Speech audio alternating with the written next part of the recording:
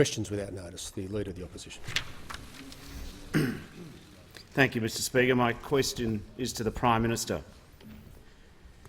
Yesterday it was revealed that the Federal Police did not have the resources to investigate the importation of 1.6 tonnes of cocaine. But on the very same day, the Prime Minister's Registered Organisations Commission sent at least 25 AFP officers to look at a 10-year-old donation to GetUp. How can the Prime Minister find the resources to investigate his political opponents but not the importation of 1.6 tonnes of cocaine? The Leader of the Opposition's 30 seconds had concluded. There was one question that got asked there after the preamble. I call the Prime Minister. Mr Speaker, the Leader of the Opposition talked about a 10-year-old donation. Is he suggesting that breaches of the law, breaches of union rules, should not be investigated because they're 10 years old? That would be very convenient for the Leader of the Opposition. That would indeed be very convenient for the Leader of the Opposition. Members and on Mr. my left, Speaker, the member for Isaacs. what we have seen from the Labor Party since that search warrant was executed is an attack on the integrity of the Australian Federal Police. This is what they know as well as we do, as we all do, that the Australian Federal Police is absolutely independent in its operations. They decide who to investigate, how to investigate. That is a matter for them, and so it should be. But what we saw yesterday, the member for Ballarat and the member for Rankin, the member for Gorton, say the government is using the power of the state to attack its political opponents. The Prime Minister is willing to use the police like his plaything. They are accusing the Federal Police of acting on political direction. That's what they're doing. And, Mr Speaker, it is very, very familiar rhetoric, because this is exactly what John Setka said in that notorious speech in Melbourne when he accused the Federal Police of being a political police force and of being political henchmen of the government. Mr Speaker, the reality is this. The Labor Party does not respect the integrity of the Federal Police. They are all too ready to accuse them of being a political police force. And, Mr Speaker, absent a few four-letter words, there is nothing in substance that differs from what the member for Gorton said yesterday and what John Setka said on his platform in Melbourne.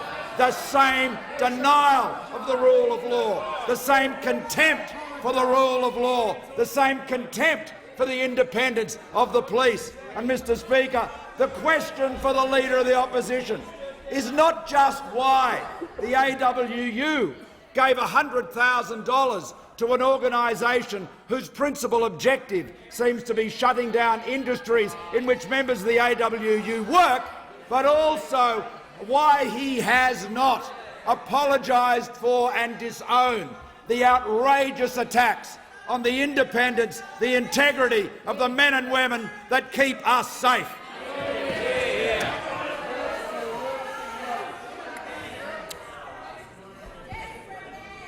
The member for Greenway, the member for Griffith is warned, as is the member for Ballarat, and members who are mentioned regularly are on notice. The member for Hughes. My question is to the Prime Minister. Will the Prime Minister advise the House what action the government is taking to reduce power bills and improve energy reliability for hard-working Australian families and businesses, including in my electorate of Hughes? And is the Prime Minister aware of any alternative approaches? The Prime Minister has the call. I thank the honourable member for his question, and, Mr Speaker, Australians are all too aware of the alternative because it is a Labor Party committed to more expensive and less reliable energy.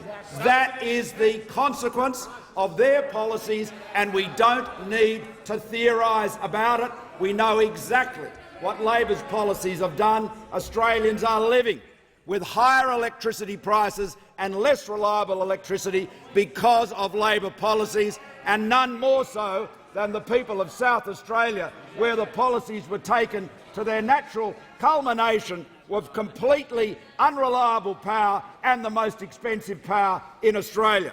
Now, Mr Speaker, it's not just, of course, the cost of power that impinges on Australian families and Australian businesses. What about tax? What about the 3.5 million Australians who work for companies and businesses that are benefiting from our enterprise tax cuts? What about them? What about them? Today I was out at a bakery in Sutton with a family business, a husband and wife business, Nick and Louise, and they said how they had built their business out of the earnings from their own business. They'd built it up from a small business in Fyshwick, expanded it, now they'd moved to Sutton. They have 60 employees. 60 employees, not a big business in terms of turnover, but there are 60 jobs there. Now, what they will have now, as a result of our policies and our legislation, is more money after tax to keep putting back into that business to grow it and employ more people. That's what they will be able to do. And they have the prospect of lower electricity prices thanks to the National Energy Guarantee because of the reduction in wholesale generation costs as forecast by the Energy Security Board. Now, Mr Speaker, we know what Labor promises: much more expensive electricity, much less reliable electricity. But where does Labor stand on tax? Mr Speaker, the member for McMahon was cross-examined earlier this week by Samantha Maiden. And, Mr Speaker, he didn't enjoy it. He didn't enjoy it. And she's very persistent, but she was not able to get him to say that they would maintain the enterprise tax cuts for small and medium businesses. So what he's saying then, he denounces cuts to company tax. So what he's saying to Nick and Louise and thousands of other businesses and the millions of people they employ is a Labor government will not only make your energy more expensive, it will jack your taxes up as well. And what is that going to do? Less investment, less jobs. That's the Labor way. The member for Rankin is warned. The member for Sydney has the call. Thank you, Mr Speaker.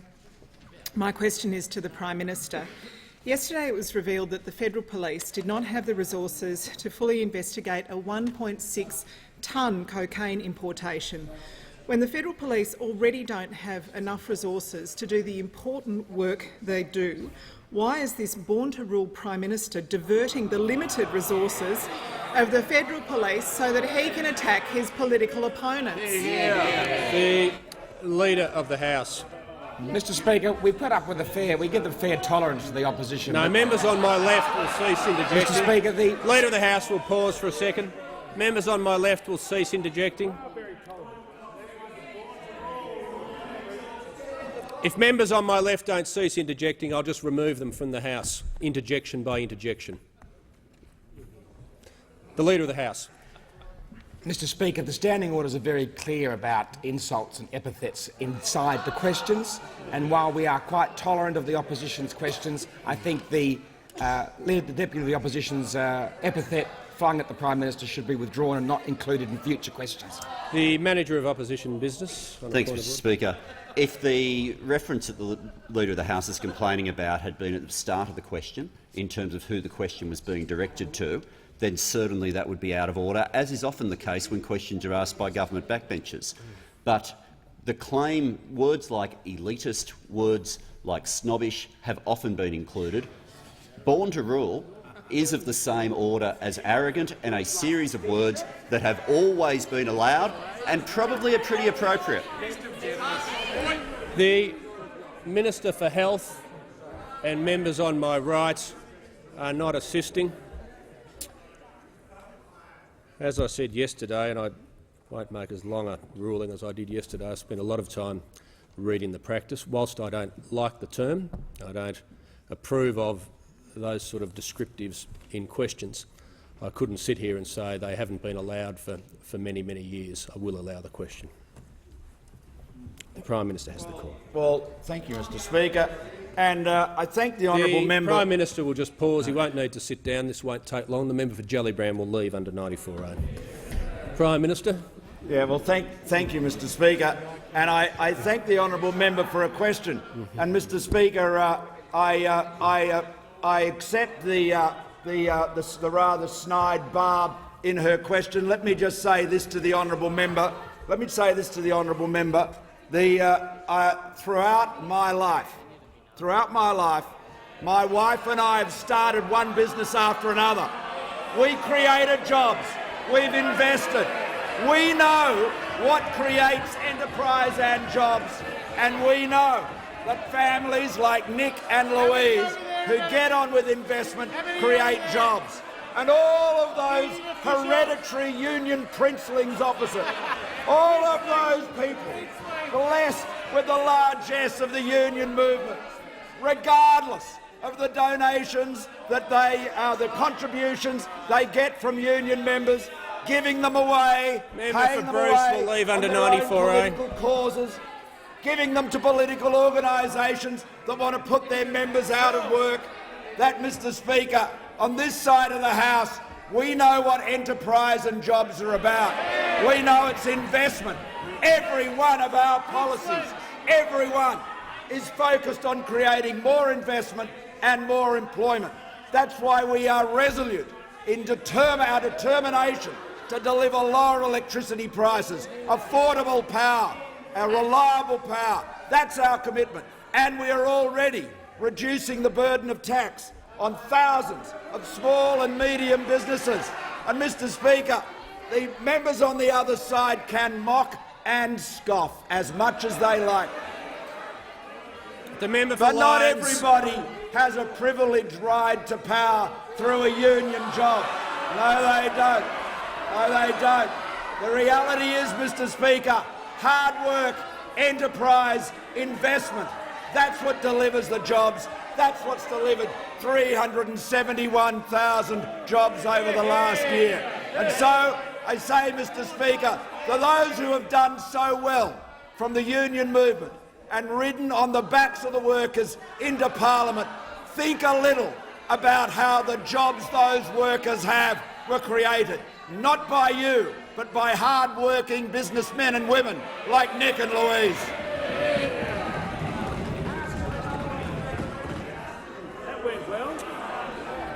The member for Bonner. Thank you, Mr Speaker. My question is to the Treasurer. Will the Treasurer outline to the House what action the government is taking to address cost-of-living pressures for hard-working Australian families and businesses? How will the National Energy Guarantee support the government's objectives to put downward pressure on the cost of living and grow our economy for more and better-paid jobs? The Treasurer has the call. Thank you, Mr Speaker, and I thank the member for Bonner for his question. He would be interested to know that according to the Energy Security Board, which is the independent panel of experts established by COAG to advise Commonwealth and state and territory governments, the National Energy Guarantee will reduce household power bills by $115 a year. Now, according to the Climate Change Authority, Labor's 50% renewable energy target will increase electricity bills by $192 per year, Mr Speaker, while knocking out the member for Shortland and the member for Hunter, I'm sure will be thrilled to know, knocking out 75% of our existing coal-fired power generation out of the system, Mr Speaker, including Liddell. Liddell should stay open, the member for Hunter. Member for Hunter. And you should do something about Member backing for that Hunter up, will rather cease than walking interjecting. away from the people who count Member on for you to Hunter. stand up from them, Mr Speaker. Member for Hunter's warned. But, Mr Speaker, that means that under Labor's electricity bill there will be $300 more that are paid by households compared to what will occur under the Turnbull government's National Energy Guarantee as recommended by that board. Now, It's interesting, Mr Speaker, because in the Shadow Treasurer's train wreck interview from February of this year, which I'm sure he has not forgotten, and I'm sure David Spears has not forgotten, he was asked, Mr Speaker, by David Spears, and David Spears painfully extracted this from the Shadow Treasurer. He was asked for a commitment about Labor's 50% renewables policy and its impact on electricity prices. And in response to the direct question, you're saying that we can get 50% that on renewables with no net impact on household power prices. That was the question, and the Shadow Treasurer stated in response, there's no impact on electricity prices out of that policy. Now, Mr Speaker, the Shadow Treasurer has a lot to apologise for from his time in government. Catch for clunkers, Fuel Watch, Grocery Watch, 25,000 illegal arrivals on almost 400 boats, and standing there and doing nothing while bikie gang bosses had their visas renewed on his watch, Mr Speaker. What he should apologise for is the mistruth he spoke to David Spears earlier this year. He knows, Mr Speaker, that his policy will drive up electricity prices. He'll drive up electricity prices, and it's important, Mr Speaker, it's important that he corrects the record on his own policy. But what's even more important, Mr Speaker, is that the Labor Party get on board with the national guarantee. We've seen in the inflation figures today that electricity prices in Adelaide went up 21.3%, Mr Speaker, even more than they did when they whacked Labor's carbon tax on them. It's time for Labor to get on board with the national energy guarantee. I just say to the member for Moreton, every day we have the same conversation. We're not having it today, okay? The Manager of Opposition Business. Thanks, Speaker. My question is to the Prime Minister. Given TV cameras turned up at the sites of AFP raids yesterday before the Federal Police even did, can the Prime Minister guarantee that his Employment Minister or her office didn't notify anyone in the press gallery before the raid? The Prime Minister has the call. Mr Speaker, the Employment Minister will be in, I think, is in estimates even as we speak, so I'm sure we'll be dealing with that. But I can assure, well, Mr Speaker, that can be addressed to you. But I can assure honourable members opposite that the real question here is what happened to that $100,000. That's the real issue, Mr Speaker. The Manager of Opposition Business on a point of order. Just before I call the Manager of Opposition Business, I've heard stronger members defences. Need to cease interjecting or I'm going to take severe action. The Manager of Opposition Business, I'm not criticising him here, when he insists quite rightly that I listen to every word that's said to ensure it complies with the standing orders. It doesn't help the House, the dignity of the House, or its operation, frankly, for there to be a wall of uncontrollable interjections. The Manager of Opposition Business on a point of order. Point of order on direct relevance. The question involves no preamble on a very specific issue. The Prime Minister is now saying what the real question is and wanting to go to a completely different issue. I ask you to draw him back to the question. Over that wall of interjections, I did manage to hear the Prime Minister clearly at the very start of the answer talk about the substance of the question, and he related it to the Minister being in Senate estimates. It couldn't have been more relevant. He's now 30 seconds into the question. I showed some latitude on the member for Sydney's question. I show latitude on preambles, and it cuts both ways. Prime Minister has the call. Yeah, thank you very much, Mr Speaker. Mr Speaker, the Minister for Employment has assured me that she did not advise any journalists about the raid, and Mr Speaker, but she will be in estimates. She's in estimates, I believe, this afternoon, and will no doubt have the opportunity to go into this in great detail. But, Mr Speaker, the real issue, is this. Why did the AWU give $100,000 of its hard-working members' union dues to GetUp?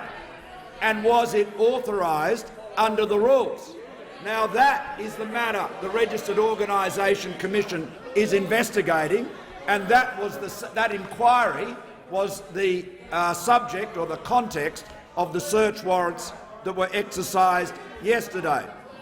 And as honourable members would know, the Registered Organisations Commission said yesterday in a statement, since the investigation commenced, the ROC received information which raised reasonable grounds for suspecting that documents relevant to this investigation may be on the premises of the AWU, and that those documents may be being interfered with by being concealed or destroyed. So that was, they went to a magistrate, they secured a warrant, and the warrant was executed. And now I see that their lawyers are in court. The AWU's lawyers are in court trying to stop the police having access to the documents. So, members on both sides. The member for North Sydney, the member for Bowman.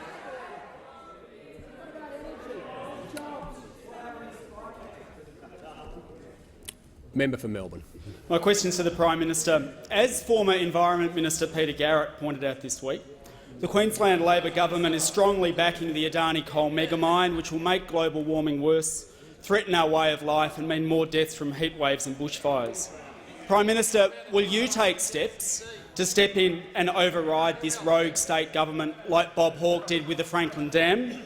Or is the only way now of stopping the Adani mine for the people of Brisbane to elect the Greens' Amy McMahon, Michael Berkman and Kirsten Lovejoy to hold the balance of power in the Queensland Parliament? The Prime Minister has the call. well, Mr Speaker, as I said to the honourable member once before, I can only conclude from his question that he believes that Queenslanders should go without jobs and Indians should go without electricity. The member for Wright. Thank you, Mr Speaker. My question is to the Foreign Minister, of Affairs. Will the Minister update the House on how the government's energy policy guarantees affordable and reliable energy for hard-working Australian families and businesses while also meeting our international obligations? Is the Minister also aware of any other approaches? The Minister for Foreign Affairs. Thank you, Mr Speaker, and I thank the member for Wright for his question and for his deep interest in the National Energy Guarantee, which will ensure that affordable and reliable energy, electricity, is provided to Australians by adopting an innovative model that integrates climate policy and energy policy for the very first time. The policy is pro-market in that it enables the energy retailers to decide how to meet the reliability and emissions targets so that they are able to respond to advances in technology and still support reliability. Reliability meaning keeping the lights on and ensuring that we don't have blackouts like South Australia has suffered so recently. And, Mr Speaker, the policy has been widely welcomed by the largest employer groups in Australia. Those who employ union and non-union workers, provide the jobs for Australians, been welcomed by key industry groups and by key energy suppliers. This policy has also been widely praised by respected international commentators. For example, Bloomberg New Energy Finance, in a research paper entitled Ending the Climate Wars, Australia's National Energy Guarantee, has labelled the government's policy as innovative and elegant and could well prove ingenious, as I say to the Minister for Energy and Environment. It also says it's likely to be environmentally effective because we will meet our international emissions reductions targets. The paper goes on to say it would be a template for policy makers worldwide.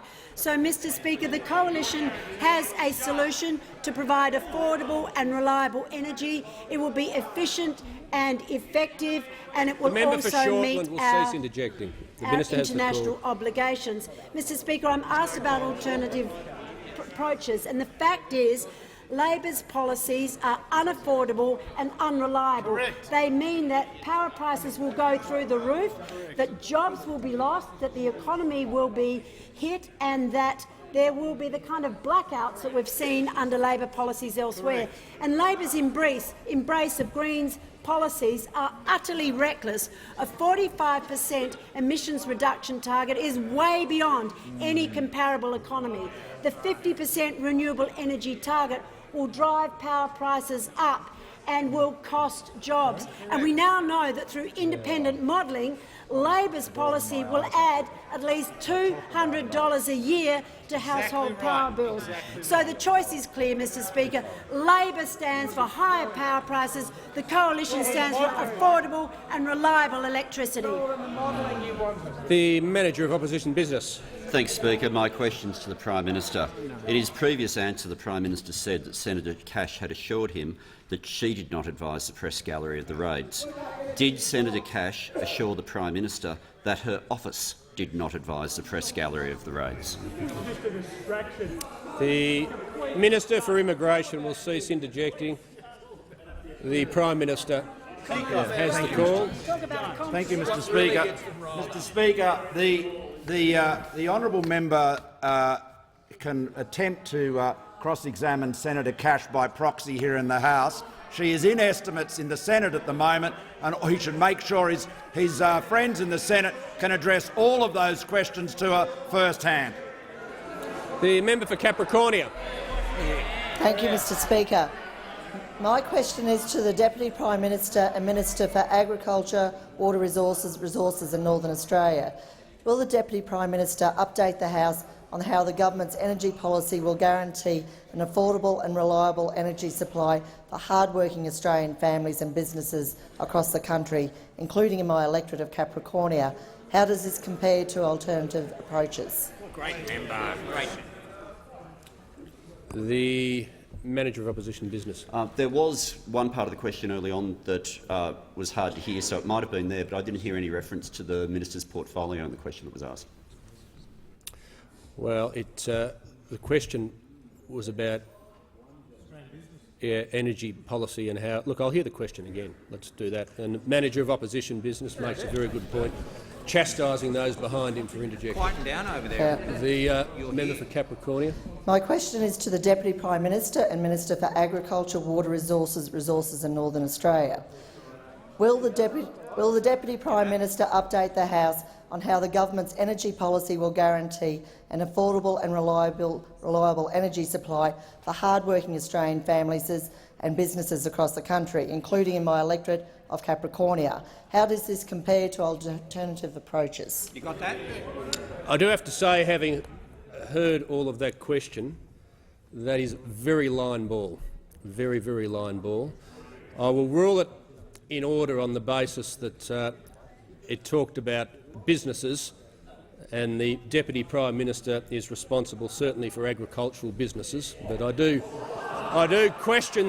say to the member, it is very important that questions relate to ministerial responsibilities. I will hear the Deputy Prime Minister.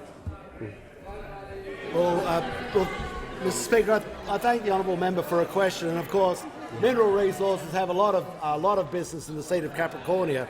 Mineral resources are very important for the seat of Capricornia, and what we also note is that, first of all, we do have a policy to make sure that in the members' electorate that we keep coal-fired power going, that we keep people in those jobs. It's vitally important that we keep the people, over 1,500 people in the Gippsland still employed. We want to keep them employed. We want to make sure that in your electorate and the members' electorate that we have over 700 people employed in coal-fired power. In the Hunter Valley, and I'm sure the member for the Hunter Valley would be interested in this, over 600 people, 650 people. In Patterson and Charlton, Shortland, Newcastle, there's over 600. In the Darling Downs, there's over close to 600. In the seat of Forest, there's 460. All these blue-collar workers that we're trying to keep in a job. We're trying to keep blue-collar workers in a job. But of course, to keep them in the job, we have to keep baseload power going, because we want to make sure that people at Emu Park, at Depot Hill, in Allenstown, in Serena, in St Lawrence, in Nebo, that we keep these people in the weatherboard 9 with affordable and reliable power, that we believe in the dignity of their lives, that they are able to get affordable, reliable power. But you ask for alternate policies, and one of the greatest alternate policies, of course, comes from the left-wing organisation, vastly left-wing organisation, supported by the Australian Labor Party, called GetUp. $100,000 went to GetUp. I'm just trying to listen to the Manager of Opposition Business on a point of order. Speaker, in terms of direct relevance, the Deputy Prime Minister is now responding to that part of the question that allegedly referred to alternative policies. That part of the question I don't think was read out loud. It was. Yeah, it was. Yeah. The Deputy Prime Minister has the call. Well, the words were, how does it compare to other approaches? Well, so it wasn't. Yeah. Any port in a storm and you're under trouble, Mr. Speaker. But we can see no more coal. This is what GetUp says. No more coal, no more excuses. Members on my and left. It's good to see that they're clapping GetUp. It's good to see that they stand behind GetUp, because GetUp believes in no more coal, no more excuses. So is this now the policy? No more coal, no more excuses. Is that now the policy for the member for Hunter? Is that now the policy for the member for Hunter? No more coal, no more excuses. Is that now the policy for the member for Shortland?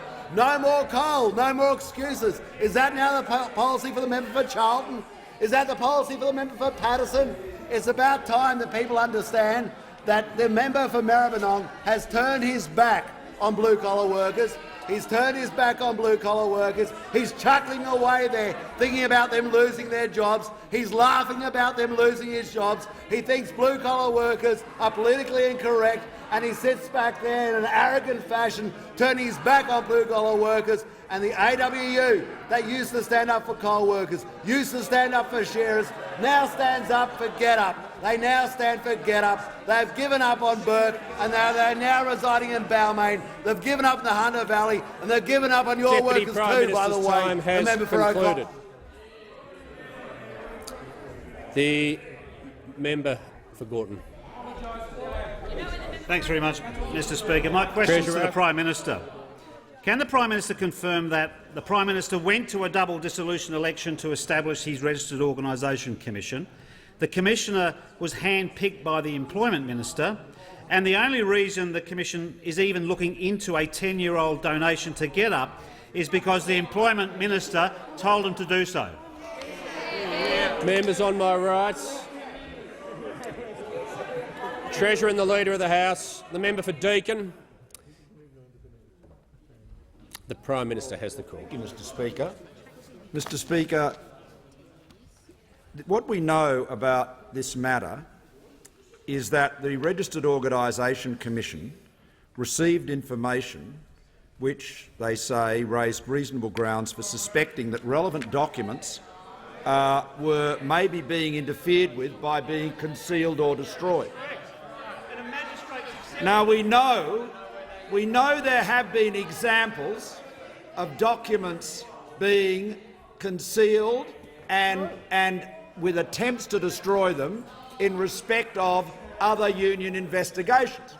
This is a concern that is a fact. Now, Mr. Speaker, what the honourable member is suggesting is that a regulatory agency designed to ensure that Unionist members' funds are not being dealt with improperly or unlawfully, and investigating that Member for Bendigo. and believing that relevant documents were at risk of being destroyed should do nothing. How Member for very Bendigo is convenient. warned. How very convenient that would be for union officials who misuse union members' money. And, Mr. Speaker, when the member for Barton gave his extraordinary Setka-like interview yesterday, The Prime Minister. he said, The Prime Minister. Sorry? Yeah, the Prime Minister named the wrong member. Yeah. The member for Gorton, Mr. Speaker, when he gave that extraordinary interview yesterday, in which he made substantially the same criticisms, attacks on the AFP as had John Setka. Oh, he did. The member for Isaacs objects, Mr Speaker. What John Setka did was say that the government uses the police for political purposes, and that is precisely what the member for Gorton said yesterday. But say what he also did, Mr Speaker, was follow the same line as the member for Sydney, which said, let me just say this. I do know of allegations made of a civil nature against the AWU 10 years ago. None of the allegations, even if any of them were true, warrant this conduct. So is he seriously suggesting that if a regulator charged under law to investigate wrongdoing believes that evidence is about to be destroyed, they should do nothing? That would be very convenient for those who misuse union members' money.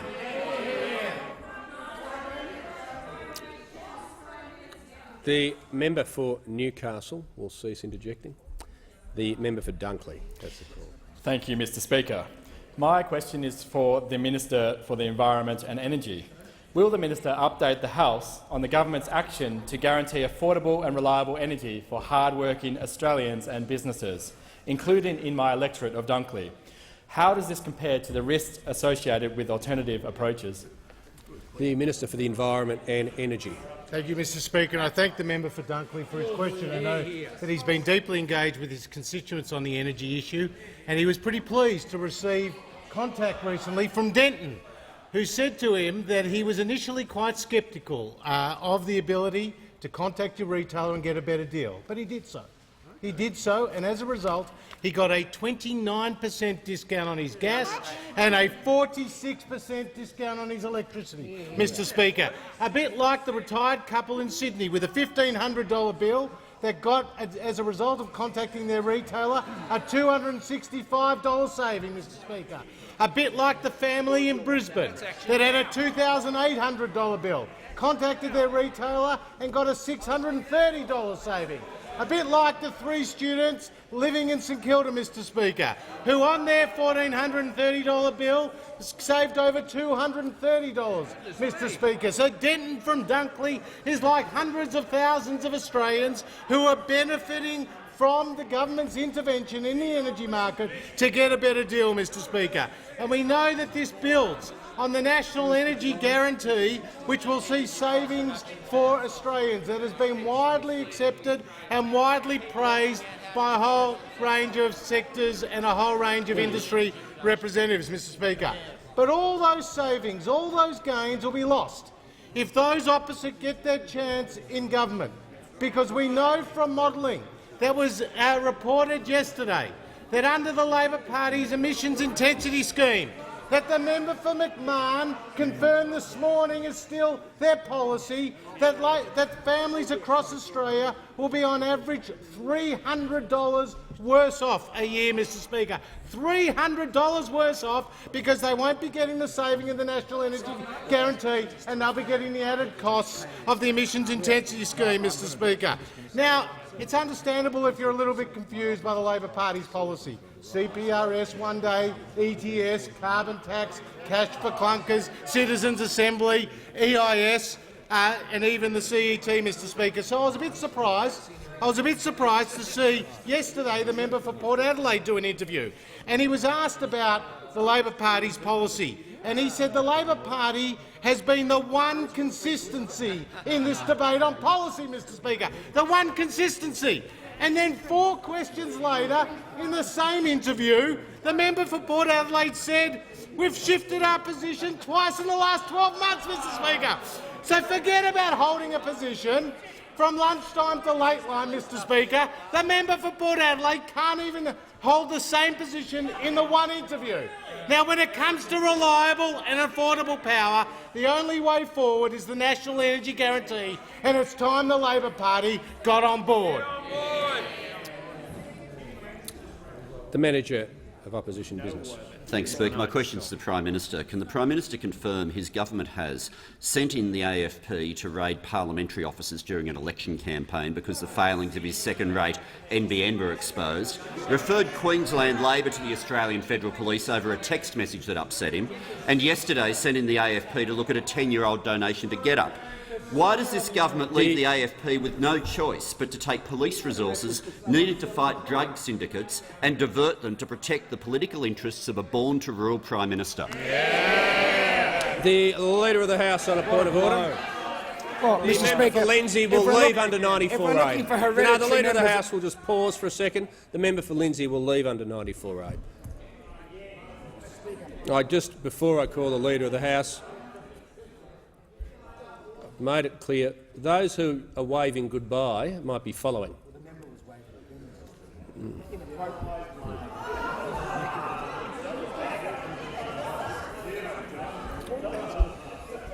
I take the Leader of the House's guidance and I'll give it the consideration it deserves.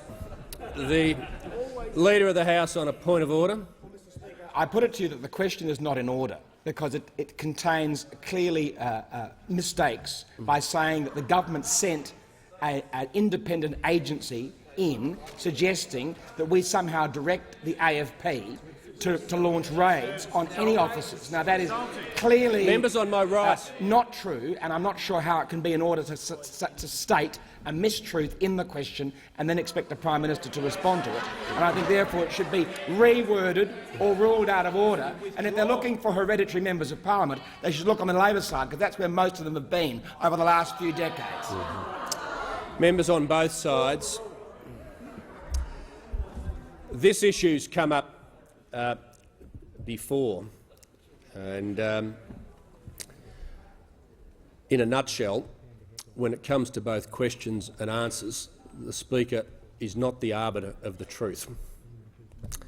Can't be. That's a matter that can be addressed by the person responding to the question. And in allowing the question to go ahead, the Speaker does not verify the factual accuracy of the question, or for that matter, for answers. And there's been a 30-second question. If it's felt that it contains factual inaccuracies, there's 3 minutes now for that to be responded to, and I've addressed that before, as did Speaker Andrew in some detail many years ago. The Prime Minister has the call. Well, I just should point out, the member for McEwen is warned, of course. I just should point out, of course, that through the course of the answer, the Prime Minister is entitled to address all of those matters, and there shouldn't, as I indicated earlier, be complaints when these sorts of questions are allowed with the answer itself. So the Prime Minister has the call. Yes, thank you, Mr. Speaker. Mr. Speaker, it was bad enough to see John Setka attacking the integrity of the AFP. Bad enough to see that, the way in which he flaunted his and his union's defiance of the law. And then it was even worse when we saw the member for Gorton echoing that disrespect, that contempt for the law last night. But now to see the member for Watson standing up here in the Parliament and stating what he knows to be utterly untrue, alleging that the federal police does the political bidding of the government. That is a shocking allegation against the federal police. It's a shocking allegation against the government, but above all, it impugns the integrity and the professionalism of the men and women of the federal police that work so hard to keep us safe. Labor should be ashamed of themselves. The member for Wide Bay. Thank you, Mr. Speaker. My question is to the Minister for Health. Will the minister outline to the House why affordable and reliable energy is crucial for regional and rural health services in Queensland, Is the minister aware of any alternative approaches that may jeopardise the delivery of essential services for patients? The Minister for Health. Thank you very much, Mr Speaker, and I want to thank the member for Wide Bay, who hasn't just made a great start on the ground as a new Member of Parliament representing people in towns such as Gympie and Maryborough and their health service needs, but just like the member for Latrobe, he was a policeman's policeman before he came into this House. And he knew a few things about collaring crooks, about identifying criminals, about enforcing the law. And one of the things he also knew was how to find the basic truth. And one of those basic truths is that Labor loves higher electricity prices. And another one is that that is bad for hospitals in rural Queensland, that higher electricity prices are bad for hospitals, they're bad for health services, they're bad for patients, they're bad for doctors, they're bad for pharmacists. That is the sort of world that these people on that side want. Higher electricity prices, and the consequence is that wherever you are in Australia, if you believe in better health services, you don't believe in higher electricity prices. We have an approach through the Prime Minister's National Energy Guarantee and the work of the Prime Minister and the Energy Minister in taking an axe to limited merits review, in putting the heat on the gas companies, in putting the heat on the electricity companies, in abolishing the carbon tax, in fighting Labor's new electricity taxes, which is completely the opposite of Labor's attempt to drive up electricity prices. And this has been bad. Bad for the people of Wide Bay and bad for the hospitals of Wide Bay in the past and the present, and will be bad in the future. In the past, we know that the cost of Labor's electricity tax was $2,425 per hospital bed in Queensland. Per hospital bed in Queensland. And that was wasted money that could have gone to better hospital services. We know now, right now, that we are seeing warnings of unreliable energy this summer for Queensland and Queensland hospitals.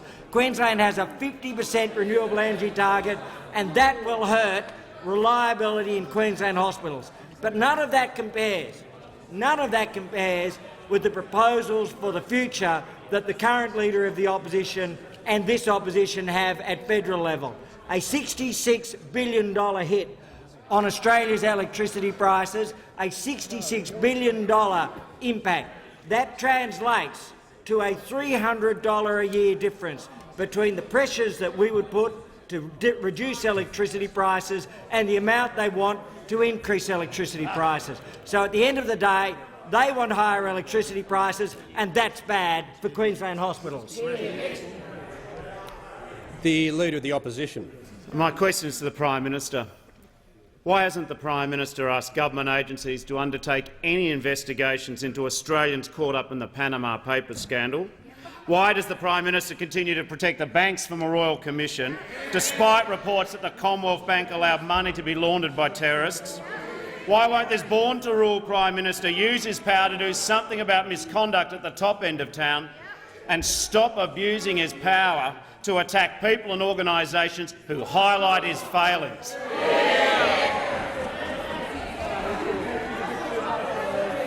Members on my left. The Prime Minister has the call. I am so glad, Mr Speaker, that Melbourne's greatest sycophant has raised the top end of town. One enterprise bargain after another sold out to big business. One deal after another. One set of penalty rates after another. One sweetheart deal after another. And all the time, as he postured as the great friend of big business, there he was, Mr Speaker. We know how much time he spent there sucking up to Dick Pratt and all the other billionaires. Oh yes,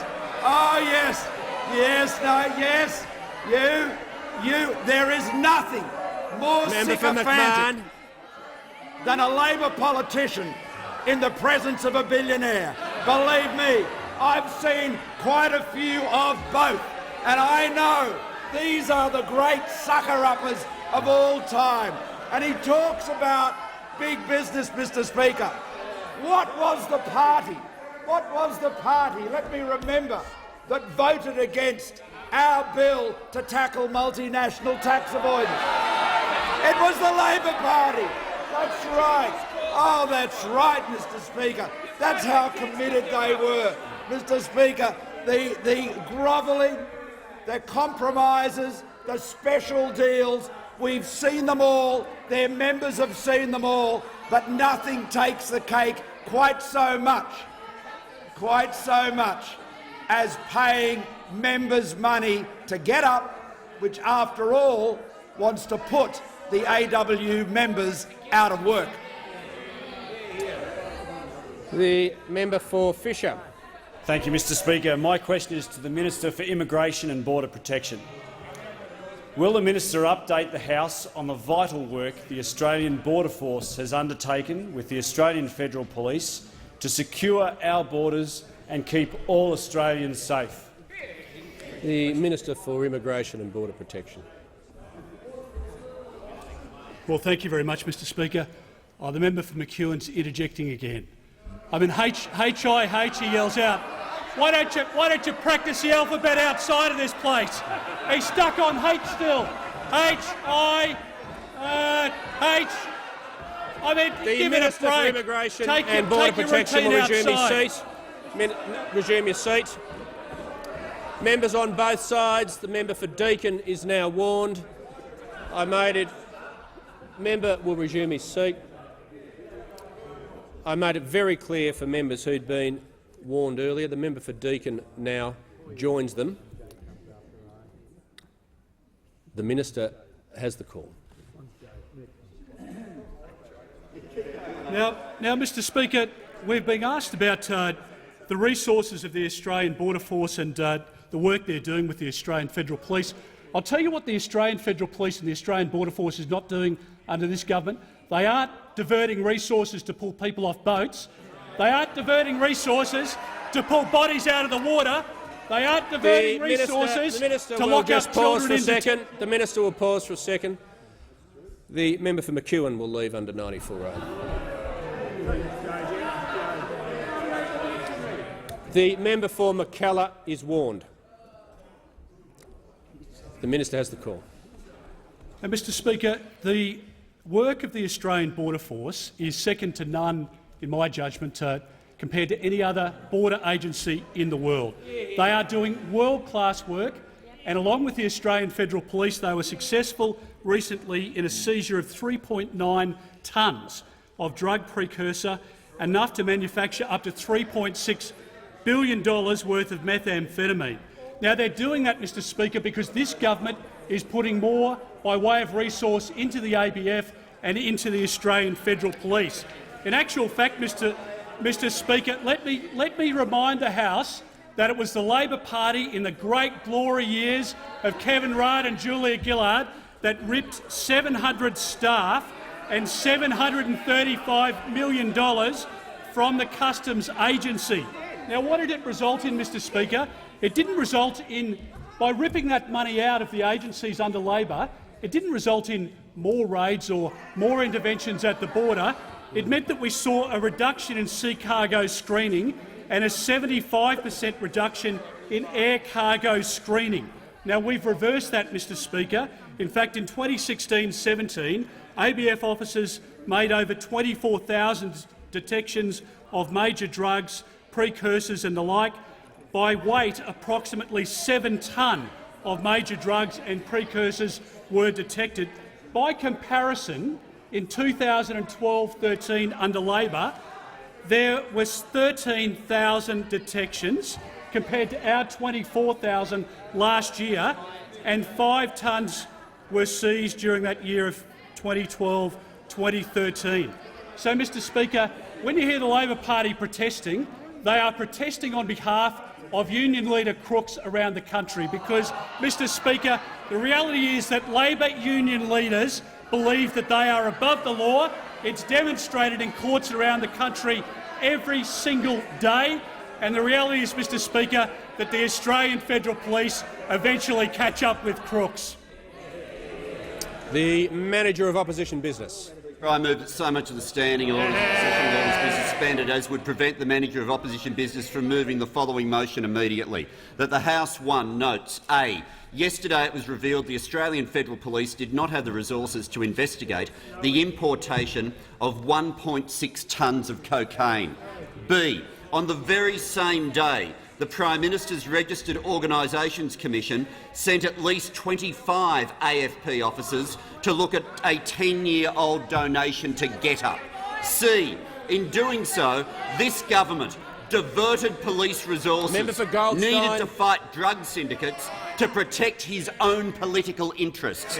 D. This is just the latest example of this Prime Minister's willingness to abuse his power and debase the office of Prime Minister.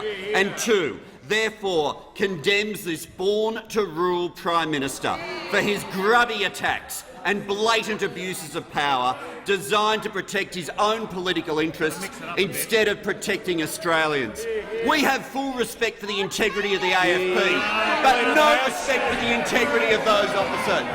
Leader of the House has moved the Manager of Opposition Business be no further heard. All those of that opinion say aye. To the contrary, no. I think the ayes have it. Division required, I guess. Ring the bells for 4 minutes.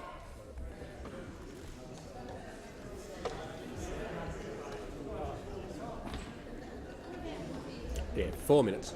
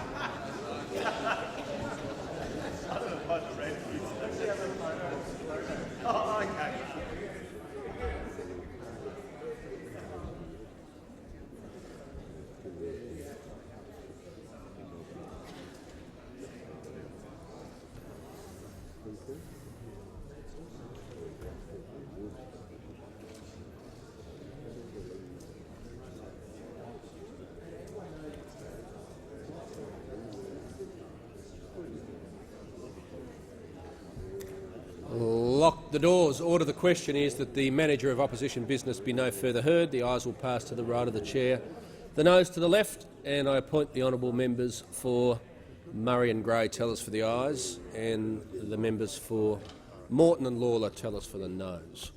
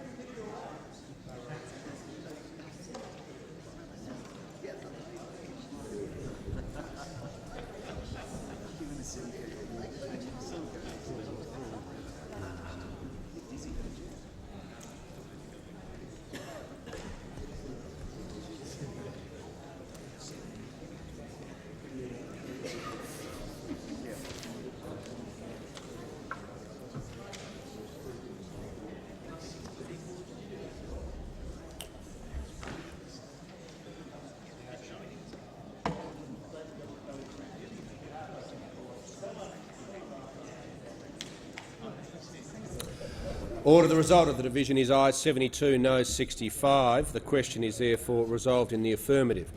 Is the motion seconded? The member for Grindler. Hang on, he hasn't said anything. Leader of the House, resume his seat. I've called the member for Grindler. Is the motion seconded? I second the motion. This mob have contempt for workers and hatred of workers' representatives. The Leader of the House has moved. The member for Grindler be no further heard. All those of that opinion say aye. The contrary, no. I think the ayes have it. Division required. Ring the bells for 1 minute. I appoint the same tellers as the previous division. As always, it would be helpful in this successive division if members were to remain in their places unless they're leaving the chamber or did not vote in the previous division, or they're changing their vote, in which case they must report to the tellers.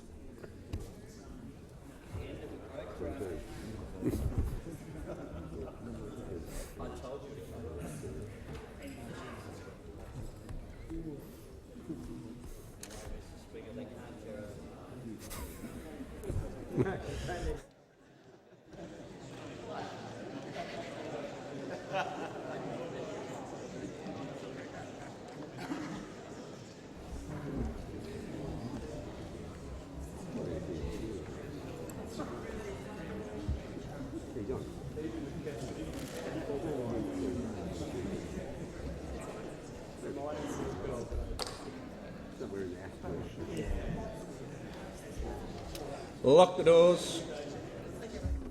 Question is the member for Grindler be no further heard. Members must remain in their seats unless they're changing their vote or did not vote in the previous division, in which case they must report to the tellers.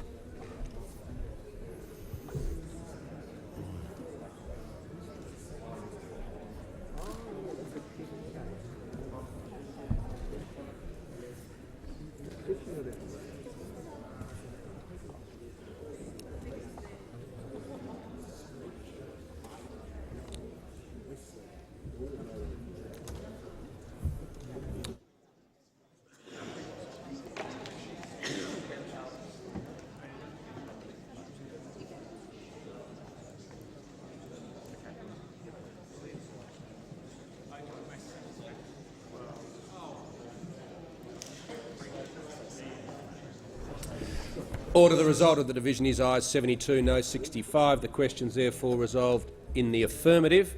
question now is that the motion be agreed to. All those of that opinion say aye. To the contrary, no. I think the noes have it.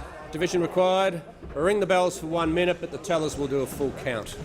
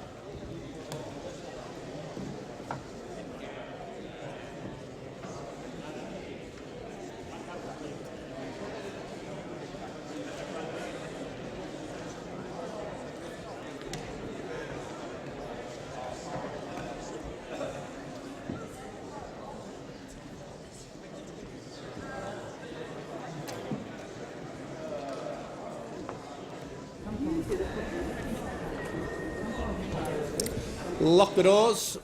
Order. The question is that the motion moved by the Manager of Opposition Business be agreed to. The ayes will pass to the right of the chair, the noes to the left, and I appoint the honourable members for Lawler and Morton tellers for the ayes, and the honourable members for Murray and Gray tellers for the noes.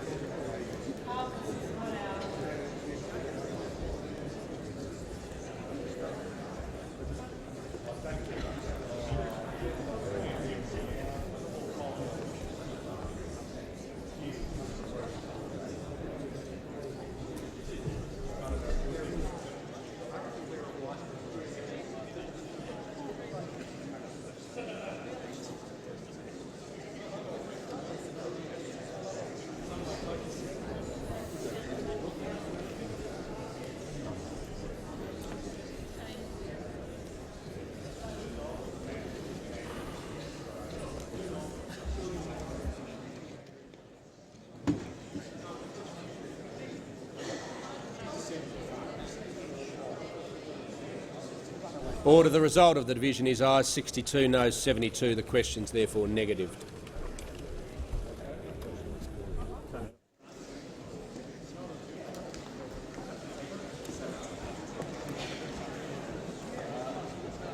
The Prime Minister. Mr. Speaker, I ask that further questions be placed on the notice paper.